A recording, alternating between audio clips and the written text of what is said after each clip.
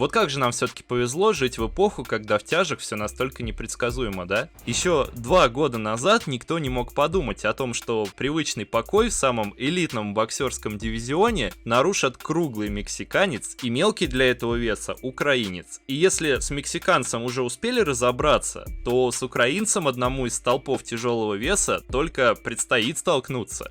Представляем вашему вниманию разбор боя между Александром Усиком и Энтони Джошуа, который состоится 25 сентября. 3 секунды, чтобы поставить лайк, и мы начинаем.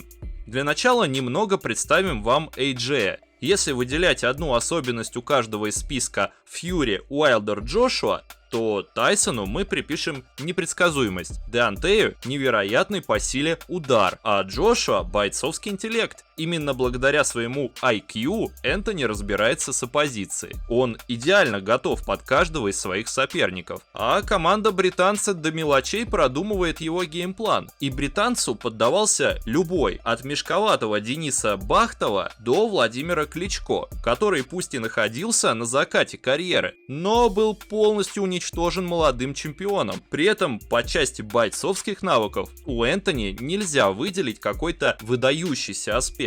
Он невероятно пластичен и работает исходя из слабых сторон соперника, поэтому под Поветкина он может сбросить массу, ибо она ему будет только вредить, а под Пулева наоборот ее набрать. Украинца же стоит разобрать куда более подробно. В первом тяжелом весе у Александра не осталось соперников. Конечно же, Усик мог идти до первого поражения, как в свое время сделал Кличко, но у Александра был потолок, который до него еще никто в принципе и не пробивал. И вот наконец-таки именно украинец сделал решающий шаг на пути к званию лучшего боксера всех времен, перейдя в более статусную весовую категорию. Решение это было принято после спокойной победы над Тони Белью, которого Усик попросту не заметил. Решение отчасти правильное. Из-за отсутствия конкуренции должного уровня прогресса попросту не добиться. Из-за чего украинец и решил отправиться в тяжелый путь по набору физической массы. И честно говоря, Саня оставил крайне неоднозначное впечатление своими выступлениями.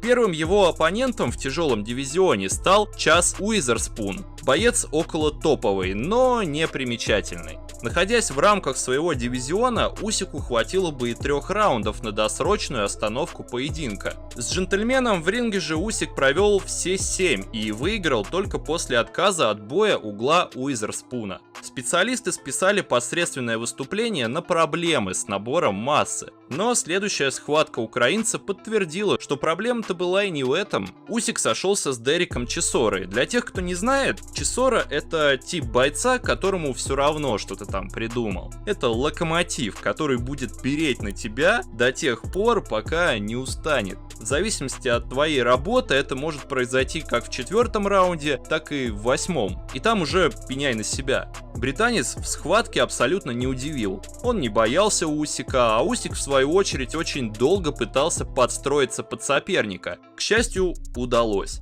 Саня выиграл единогласным решением, но вопросов-то он оставил еще больше. От плотного разбора бойцов давайте перейдем к сравнению основных характеристик. Усик ниже своего соперника и обладает меньшим размахом рук, что бьет по возможному геймплану Александра. Идеальным вариантом развития событий для него была бы работа на дальней дистанции с минимумом разменов, дабы его оппонент как можно скорее выдохся, но учитывая еще и разницу в риче, осуществить подобное практически нереально, особенно если рассматривать еще и футворк бойца из Великобритании. Для супертяжа Джошуа великолепно двигается, серьезно, подобного не стоит ждать даже от Усика, точнее от Усика в супертяжах, так как в первой тяжелой именно футворк являлся сильнейшей стороной украинца. Кто-то скажет, что Чисору он победил из-за работы ног, и с этим можно согласиться, но лишь отчасти. Да, манера передвижения оказала огромное влияние на развитие боя,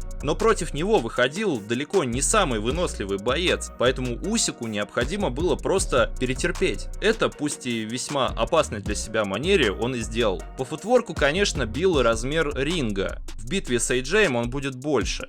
Что касается выносливости, то это первый аспект, в котором Саня как минимум не хуже AJ. Усик работает 6 дней в неделю, работает в разных аспектах и компонентах. У AJ шикарная выносливость для супертяжа, но если Усику удастся навязать сопернику быстрый темп уже в первых раундах, то у британца могут возникнуть проблемы с кардио под конец боя.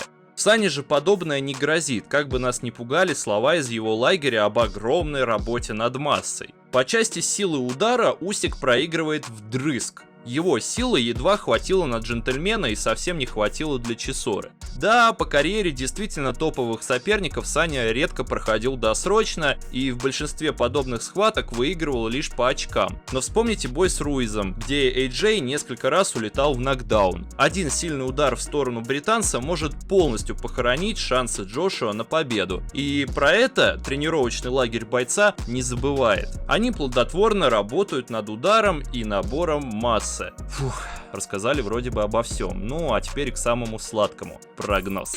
Наверное, мы разочаруем многочисленных фанатов Сани, когда скажем, что фаворитом будет AJ. Букмекеры видят то же самое, выставляя Усика большим андердогом противостояния. Но все не так плохо, как могло бы показаться. Во-первых, обратите внимание на позицию Джошуа после поражения от Руиза. Он бился с мексиканцем в реванше, где откровенно занимался беготней и боялся пропустить удар, а далее в сопернике ему подобрали Кубрата Пулева. Болгарин хоть и признается общественностью, но нокаутирующим ударом не обладает.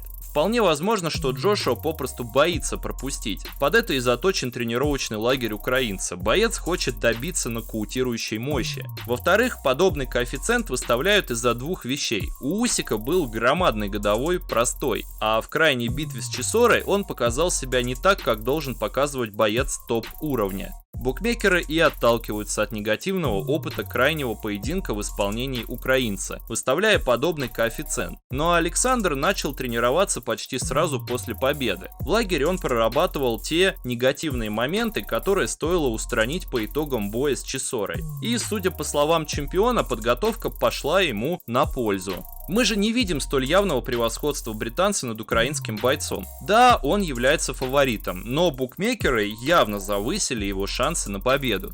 Мы рекомендуем поставить на итоговую викторию Усика с коэффициентом 3. Как вам прогноз? Делитесь своими умными мыслями в комментариях и не забывайте про подписку на наш канал. Это очень важно и помогает нам развиваться. А мы скоро увидимся.